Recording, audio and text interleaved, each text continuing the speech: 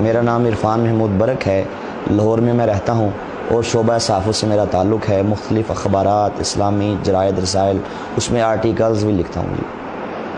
ہمارے خاندان میں جو قادیانیت کا جو سلسلہ ہے وہ میرے دادا سے شروع ہوا۔ بچپن کے زمانے میں انہوں نے قادیانیت کو قبول کر لیا۔ کوئی علم نہیں تھا، معلومات نہیں تھیں، پڑھے لکھے نہیں تھے، جسٹ مرزا قادیانی کو مجدد کی حیثیت سے مان لیا اور اس کے ہاتھ پہ بیعت کر لی۔ اب قادیانی میرے دادے کو نعوذ باللہ صحابی رسول کہتے تھے، کیونکہ ان کا مذہبی عقیدہ ہے کہ جس کسی نے مرزا قادیانی کو مرزیت کی حالت میں دیکھ لیا، اس پہ ایمان لے آیا، تو وہ کہتے ہیں کہ نعوذ باللہ وہ صحابی رسول کے درجے پہ فائز ہو جاتا ہے۔ تو میں نے بھی اسی ماحول میں آنکھ کھولی۔ میرے دادے کو لوگ دور دور سے دیکھنے کے لیے آتے تھے۔ ہمارا خالصتاً ایک مذہبی گھرانہ احمدیت کے حوالے سے مشہور تھا، ہمیں ایک مخلص احمدی کے طور پہ جانا جاتا تھا۔ تو اسی گھرانے میں نے بھی آنکھ کھولی۔ جب شعور کی آنکھ کھولی تو گرد و نواح میں نے سارا یہی قادیانیت کا ماحول دیکھا۔ اس میں یہ تھا کہ کافی وجوہات تھیں جو میرے قبول اسلام کے لیے کارگر ثابت ہوئیں۔ اس میں سمجھتا ہوں کہ ہمارے اہل محلہ کا رویہ وہ بڑا اہمیت کا حامل ہے، کیونکہ بچپن کے زمانے میں اکثر ہمارے محلے والوں سے یہ بات سنتا کہ وہ ہمارے بارے میں کہتے کہ آپ لوگ جو قادیانی ہیں، احمدی خود کو کہتے ہیں، آپ مسلمان نہیں ہیں۔ تو میں سوچتا کہ جب ہم کلمہ وہی پڑھتے ہیں، نمازیں وہی پڑھتے ہیں، روزے رکھتے ہیں، سارے دین اسلام کو مانتے ہیں، قرآن کو مانتے ہیں، احادیث کو مانتے ہیں، تو پھر کیا وجہ ہے کہ یہ لوگ ہمیں مسلمان ماننے کے لیے تیار کیوں نہیں ہیں؟ ہمارے اہل محلہ ہمارا بائیکاٹ کرتے، اگر ہمارے محلے میں کوئی تقریب ہوتی خوشی کی، اس میں ہمیں مدعو نہ کیا جاتا، کسی بھی قسم کے معاملات میں ہماری مداخلت جو ہے وہ اس کو برداشت نہ کیا جاتا۔ تو ایک تو یہ میرے ذہن میں ایک بات کلک کی کہ کیا وجہ ہے کہ یہ لوگ باوجود اس کے کہ اس میں بڑے بڑے نیک لوگ ہیں، جسٹ اگر بات ہوتی ہمارے محلے کے لوگوں کی، سوچا جا سکتا تھا کہ اس میں ان کی کوئی ذاتی رنجش ہے، کوئی بات ہوتی ہمارے جناب علاقے کی، سٹی کی، پاکستان کی۔ لیکن جب میں نے اس پہ تحقیقات کی تو پتہ یہ چلا کہ صرف ہمارے پاکستان کے علمائی مرزائیوں کو کافر نہیں کہتے، بلکہ پوری دنیا کے تمام علماء بشمول امام کعبہ مسجد نبوی شریف کے جو امام ہیں، غرض کہ پوری دنیا کے تمام مسلمان قادیانیوں کو مسلمان نہیں سمجھتے اور انہیں کافر سمجھتے ہیں۔ تو میں یہ سوچتا کہ آخر کیا وجہ ہے کہ کیا یہ لوگ قرآن نہیں پڑھتے؟ کیا یہ علماء احادیث نہیں پڑھتے؟ کیا ان کو یہ نہیں پتا کہ جو دل سے کلمہ پڑھے تو آپ اس کو مسلمان سمجھیں؟ لیکن یہ ہمارے اہل محلہ کا رویہ اور میری یہ سوچ علماء کے بارے میں، پوری دنیا کے علماء کے بارے میں مجھے ایک شاہراہ پہ گامزن کر گئی۔ وہ یہ تھی کہ میں نے سوچا کہ میں کیوں نہ ایک بار مرنے سے پہلے تحقیقات کروں، پڑھوں مرزائیت کی حقیقت کیا ہے۔ میں جس خود کو اس لیے قادیانی کہتا ہوں، احمدی کہتا ہوں، کہ میرے گھر والے اگر وہ ہندو ہوتے تو میں بھی بتوں کو رام رام کرتا، اگر وہ عیسائی ہوتے میرے گلے میں بھی سلیب ہوتی،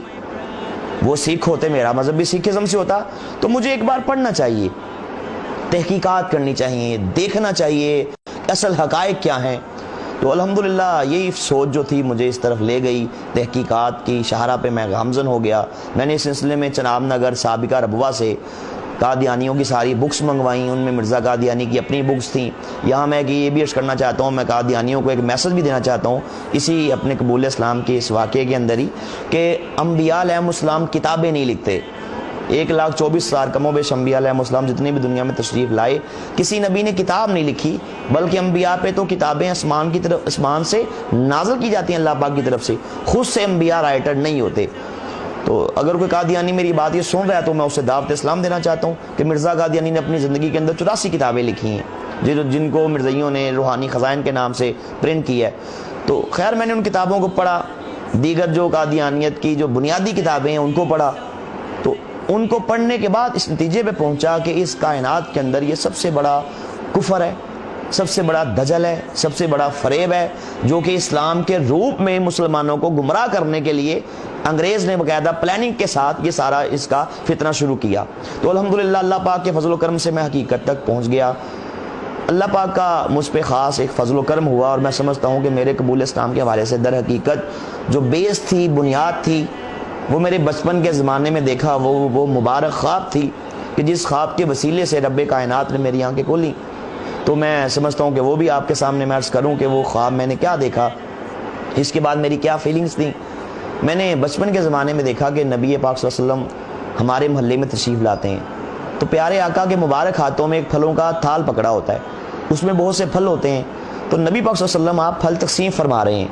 لیکن جب آپ تقسیم فرماتے فرماتے ہماری گلی میں تشریف لاتے ہیں تو پیارے آقا صلی اللہ علیہ وسلم ایک مرزائیوں کے مکان سے پچھلے مکان کے پاس رک جاتے ہیں، آگے تشریف نہیں لاتے،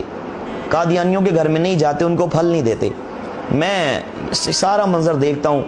پریشان ہو جاتا ہوں کہ سرکار آگے تشریف کیوں نہیں لا رہے.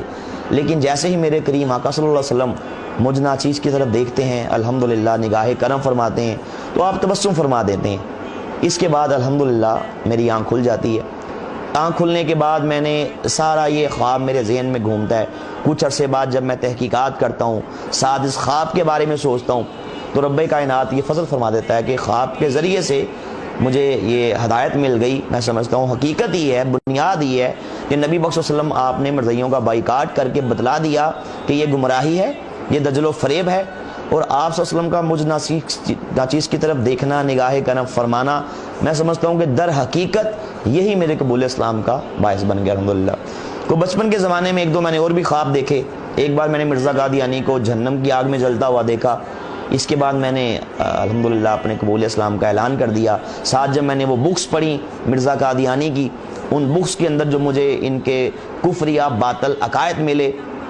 اس کے ذریعے سے میری اللہ پاک نے آنکھیں کھولیں. اور وہ عقائد کیا تھے کہ جن کتابوں کے اندر مرزا قادیانی نے نعوذ باللہ رب کائنات کو گالیاں دی تھیں، استغفر اللہ، اللہ پاک کے انبیاء کی شان میں نازیبہ کلمات کہے تھے، حضور نبی پاک صلی اللہ علیہ وسلم کی شان میں گستاخیاں کی تھیں، صحابہ کرام کے بارے میں نماز اللہ استغفر اللہ انتہائی غلیظ زبان استعمال کی تھی، امہات المومنین کو گالیاں دی تھیں، اہل بیت اطہار کے بارے میں نعوذ باللہ برا کہا تھا، مکہ مدینہ کو گالیاں دی تھیں، قرآن پاک کے اندر تحریفات کے طوفان کھڑے کیے تھے. تو یہ ان ساری چیزوں کو جب میں نے پڑھا تو الحمدللہ جیسے جیسے میں ان کو پڑھتا گیا ویسے ویسے مرزا قادیانی سے میری محبت، چاہت، ادب کے وہ سارے بخیے ادھرتے گئے.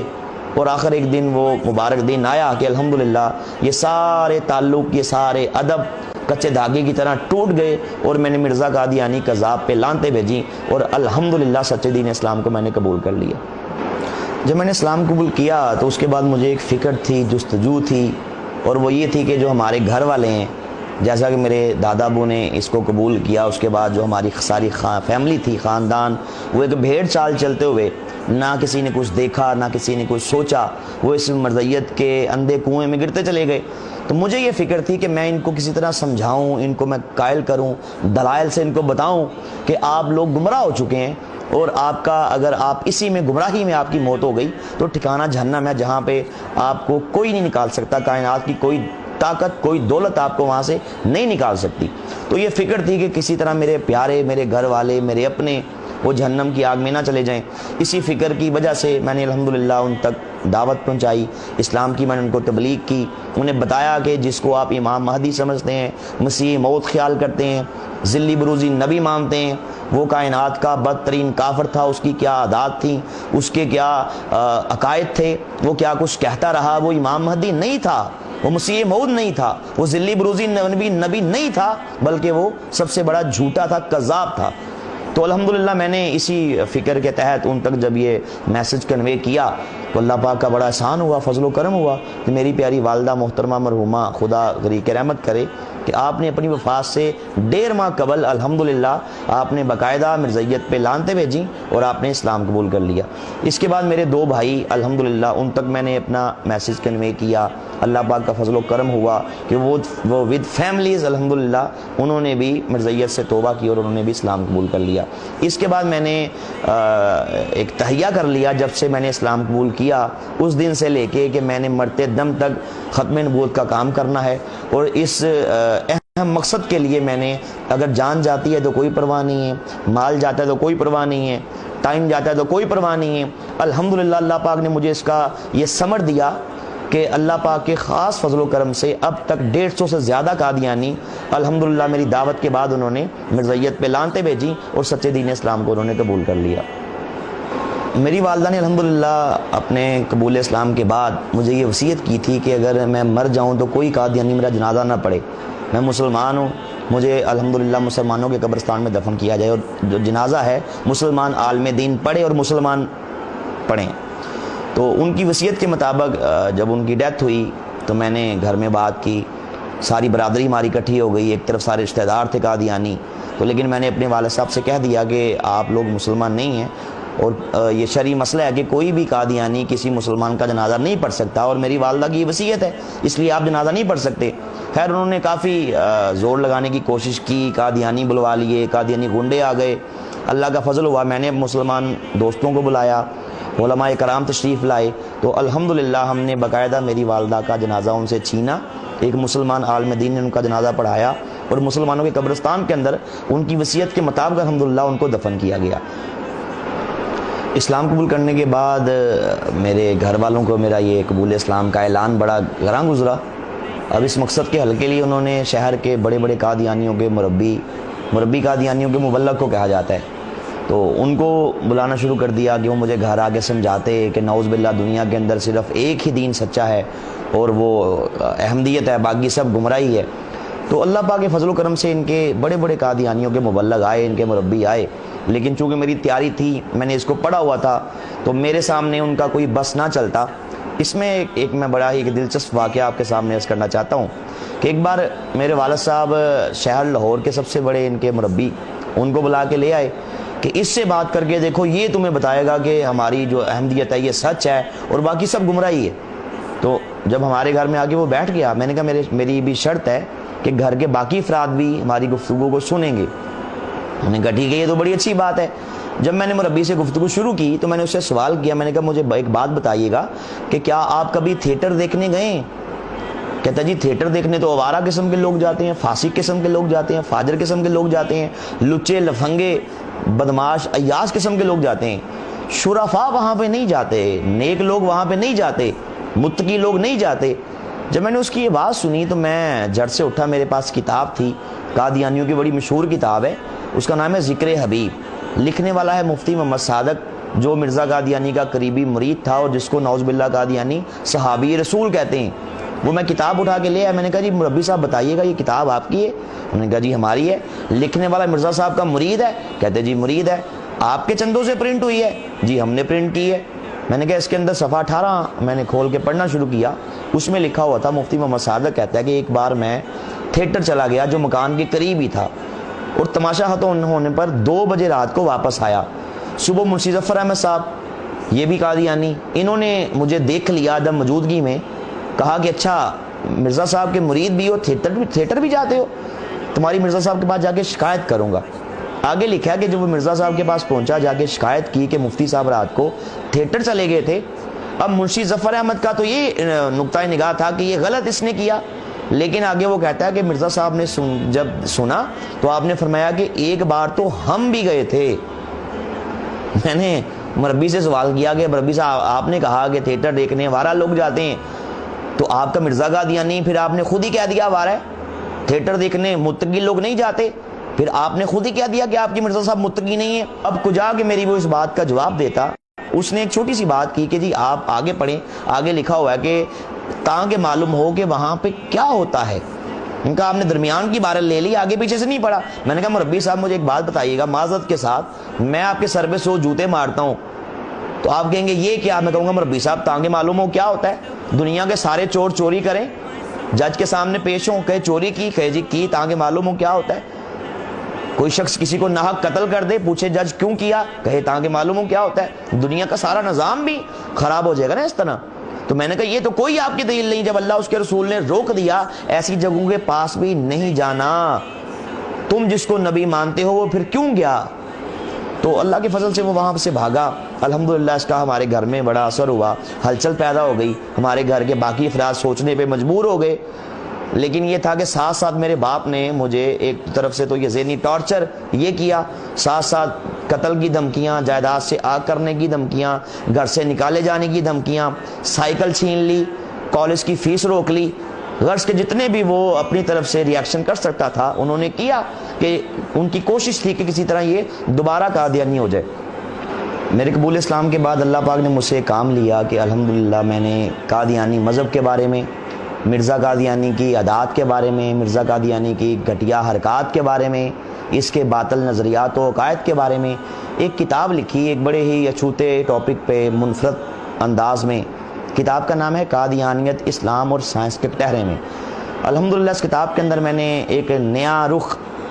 اس پہلو نئے رخ سے اس پہ میں نے کام کیا، نئے انداز سے میں نے کام کیا کہ میں نے اللہ پاک کے کلام سے، قرآن پاک سے، احادیث رسول سے، ماڈرن سائنس سے، عقل انسانی سے، لاجک سے، بڑے بڑے نفسیات کے ماہرین ان کی تحقیقات سے اور قادیانی کتب کے ریفرنسز سے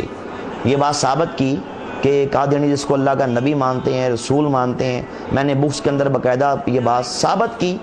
ان بکس کے ذریعے سے، اپنی بک کے اندر الحمدللہ، کہ مرزا قادیانی کو ایک شریف انسان کہنا بھی شرافت کی توہین ہے۔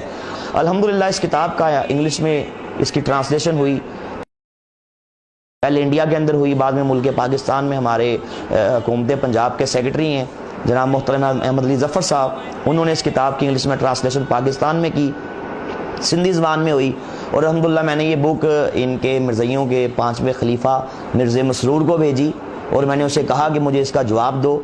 اور باوجود بارہا یاد دہانی کے آج تک دنیا کا کوئی بھی بڑے سے بڑا قادیانی اس کتاب کا جواب نہیں دے پایا۔ الحمدللہ اللہ پاک کا یہ خاص فضل و کرم ہوا کہ یہ کتاب پڑھ کے اب تک سینکڑوں قادیانی راہ راست پہ آ چکے ہیں، انہوں نے اسلام قبول کر لیا الحمدللہ۔ اسلام قبول کرنے کے بعد میری زندگی کا یہ مشن ہے، یہ مقصد ہے کہ میں مرتے دم تک انشاءاللہ میں نے 2 کام کرنے ہیں۔ ایک تو یہ کہ جو ہمارے مسلمان بھائی ہیں جن کو نہیں پتہ مرزائیت کے فتنے کا، جن کو نہیں پتہ ختم نبوت کے عقیدے کی اہمیت کا، ان تک یہ میسج کنوے کیا جائے اور انہیں بتایا جائے کہ اصل حقائق کیا ہیں۔ آپ مرزائیوں سے تعلقات نہ رکھیں کہ آپ کا ایمان وہ برباد کر دیں گے، ان کی گمراہی کیا ہے، ان کے باطل عقائد نظریات کیا ہیں۔ الحمدللہ اس کا بہت فائدہ ہوا اور ہزاروں مسلمانوں نے میری گفتگو سننے کے بعد الحمدللہ مرزائیوں سے انہوں نے لا تعلقی کا اظہار کیا۔ دوسرا میری زندگی کا جو اس کے بعد جو سب سے بڑا مقصد ہے، مشن ہے، وہ یہ ہے کہ قادیانیوں تک بھی اسلام کی دعوت کو پہنچایا جائے۔ میں اپنے مسلمان بھائیوں کو ایک میسج دینا چاہتا ہوں اور وہ یہ ہے کہ مرتے دم تک نبی علیہ السلام کی ختم نبوت پہ ایمان رکھیں، اس کا دفاع کریں، عزت رسول کا پہرا دیں۔ بے شک کائنات میں اس سے بڑھ کے اعلیٰ بہتر کام اور کوئی نہیں ہے۔ عزت رسول کا پہرا اللہ کے ہاں اس کا بہت مقام ہے۔ وہ شخص جو ختم نبوت کے تحفظ کا کام کرتا ہے اللہ کے ہاں اس کی بڑی فضیلت ہے، اس کا بڑا مقام ہے، اس کا بڑا درجہ ہے۔ تو میں اسی پہ عرض کرنا چاہتا ہوں کہ انشاءاللہ اللہ تعالی ہمیں روشنی کی طرف رکھے، ہمیں اندھیروں سے بچائے، ہمیں گمراہی کی طرف سے بچائے، ہمیں فتنوں سے بچائے، اور اللہ پاک ہمارا خاتمہ اسلام پہ کرے، اسلام پہ ہی زندگی گزار کے انشاءاللہ اسلام پہ ہمارا اللہ پاک خاتمہ کرے۔